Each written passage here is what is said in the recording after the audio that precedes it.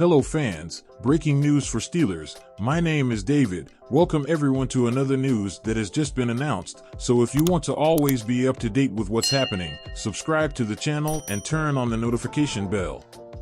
Mel Blount calls Joey Porter Jr. great pick, says Steelers need help in the secondary.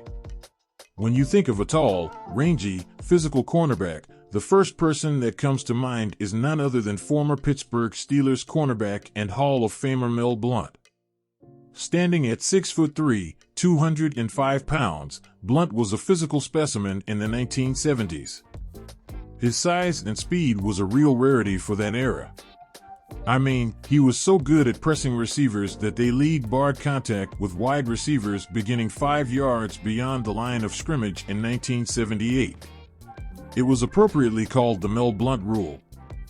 Blount was on 93.7 The Fans Cook and Joe show on Wednesday to talk about his annual All-Star Celebrity Roast on May 5th at the Wyndham Grand Pittsburgh Hotel. This year's honoree will be Troy Polamalu.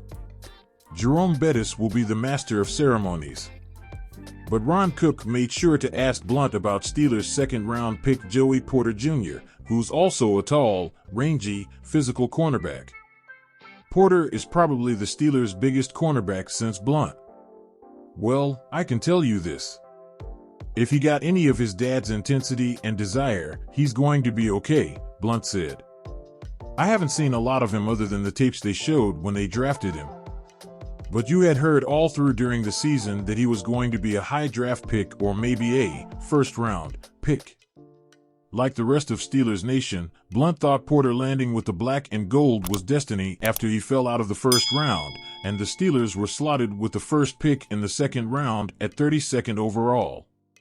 When the Steelers traded up, the first thing that came to me was, they must have traded up to get Joey Porter Jr., Blount said. And then they took the kid from Georgia. There was no question in my mind that with them having the first pick in the second round, I just felt they were going to get him because he was still available. I think it's a great pick.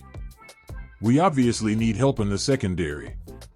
Hopefully he can come in and be a great player for us because when you draft guys 1, 2, and 3, you really need those guys to come in and make a contribution. Porter is hoping to create his own path with the Steelers and not be viewed as just a legacy pick because of his dad.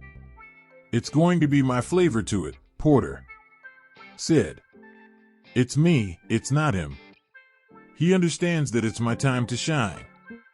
He did what he had to do, and it's my time right now. I'm going to get the fans' attention with that, and I'm going to play hardball. With dropping out of the first round, Porter says he'll carry a chip on his shoulder and use the slight as extra fuel.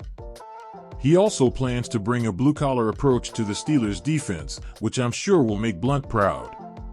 This is Steelers' defense, Porter said. This is what we're about.